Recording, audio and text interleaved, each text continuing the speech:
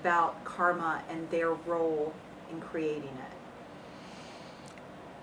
See, one thing people have to realize that anything or everything is essentially karma, which is going to have an impression in your subconscious. You're going to throw out something is going to have the same impact in your subconscious at least. So when that part is going to come to fruition, it's going to determine your life at that point.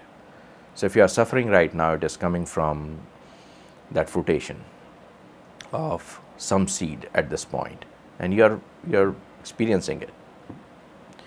So the best thing anybody can do is to live consciously. Live consciously. Just know there's that. Don't think it's not going to come back. It's not going to. It's just going to go and this. So try to live consciously. Try to do the right thing, so that at least in future you have good experiences. Your life is more happier, profound, lucky, so called, than a miserable life. Can you undo so-called bad karma with good actions?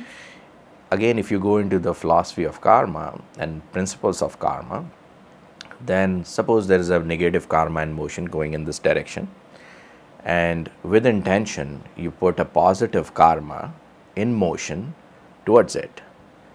With intention though, that you know that you have done something which you don't know what you did, but whatever it was, you're putting another karma in motion.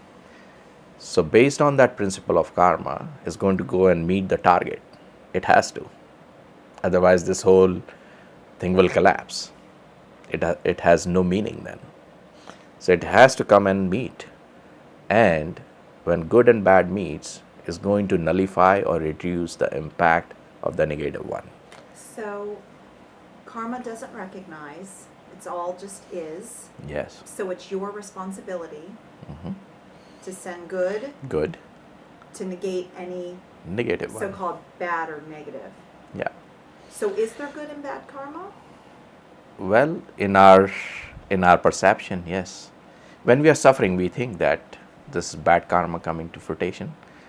When we are enjoying, I think we forget that part. We think I'm doing it. I'm responsible for all the good things in my life. Of course, you are responsible for both good and bad.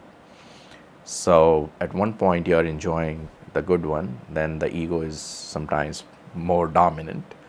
But when pain, negative experiences humbles us down, it kind of makes us wonder what's going on, and then most of the people become seeker and knower and try to experience this just because they want to get rid of all that negative. And one of the simplest way of dealing with the negative is to put positive karma in motion. So anybody is suffering at certain point of time, I normally tell them that go and do some seva. Seva means you go and serve somebody. Anybody. Doing anything positive. Anything positive. It could be a poor person, it could be an older person, it could be somebody who's sick. Do some donations, do some charity, do some pujas. Pujas are very directed, intentional way of putting some positive karma in action against the negative with total intention. So do those or get them done by the people, those who are experts on it.